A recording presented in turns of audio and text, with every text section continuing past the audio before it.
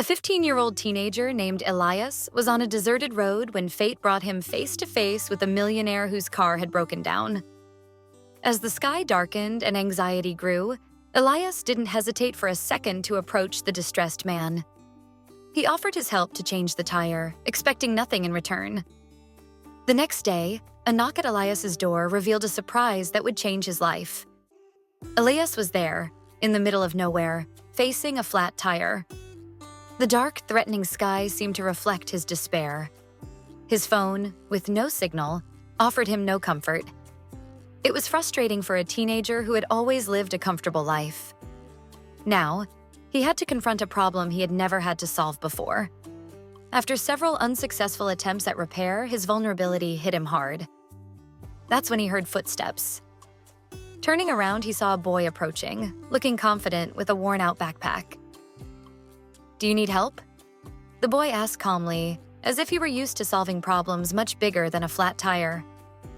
Brooks, the millionaire, observed the young man, surprised by his confidence. "Thank you, but I can handle it myself," he replied, though he wasn't so sure. The boy smiled and stepped closer. "It looks like you're not having much luck," he said, noticing the wrench in Brooks's hands. Elias knelt down, pulling out some tools from his bag.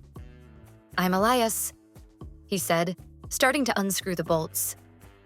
Brooks, embarrassed, watched the young boy with admiration, reminiscing about a childhood marked by struggle and challenges.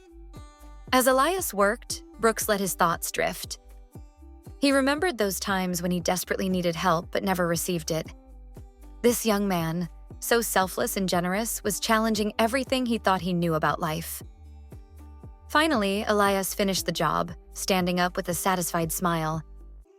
"There you go. You can hit the road now, sir." Brooks, relieved but also a little embarrassed, wanted to thank him. He pulled a bill from his wallet and offered it to Elias. "Here, to thank you for your help." "That's not necessary," Elias replied, shaking his head. "It was just a tire." Brooks insisted, but Elias politely stepped back. Sometimes helping someone is just the right thing to do. Those words resonated deeply with Brooks, challenging his worldview. The young boy disappeared into the darkness, leaving Brooks perplexed, still holding the bill in his hand. The next day, a strange feeling pulled him from sleep. He couldn't shake the thought of Elias from his mind. This boy had acted without expecting anything in return, and that purity of intention intrigued him. While sipping his coffee, Brooks made an impulsive decision. Without thinking twice, he got in his car and returned to the road where he had a flat. He scanned the surroundings, desperately looking for a clue. After several inquiries, he met a man who knew Elias and pointed him toward a small village. Arriving in this village, Brooks saw a simple yet charming house. In front, flower pots and a weathered wooden chair gave him a sense of welcome.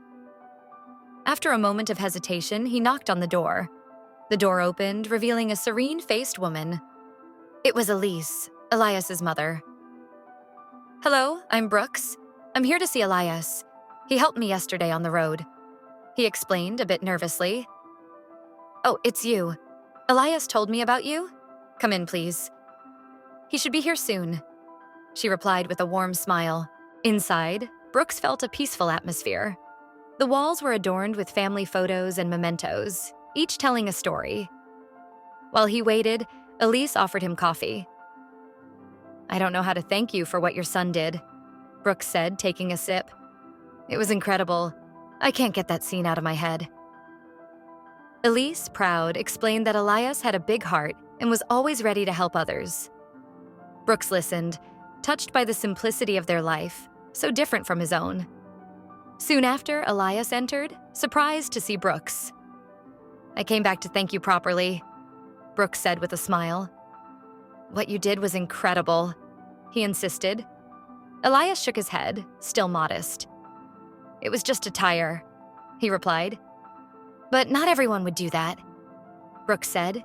He offered to stay for breakfast. "I promise I won't be a bother." Elise laughed and invited him to sit down. Breakfast was simple, but Brooks savored it like a feast. As the conversation flowed, he got to know Elias and his mother better. Elise talked about the challenges they faced, but also the small joys they found in everyday life. Listening to Elise, Brooks noticed the modesty of their home. Despite the repairs needed, he felt a warmth and friendliness that he was missing. "You have a lovely home," Brooks remarked. Elise smiled, understanding his intention. "It's not perfect, but it's enough for us. Every corner has a bit of us, and every object tells a story." These words deeply touched Brooks, confronting him with his own reality. In his luxurious home, he had everything he wanted. But here, he felt authentic and sincere happiness. As Elias and Elise continued to chat, an idea blossomed in Brooks's mind. What he had learned from this young boy and his mother was much more than a simple act of kindness. It was a life lesson about the importance of empathy, generosity, and gratitude. As he left their home, Brooks made a decision. He wanted to make a difference, just like Elias had for him. This young man, with his pure heart, had opened his eyes to a world where helping others is done without expecting anything in return. This unexpected encounter had not only changed Elias's life, but also Brooks's.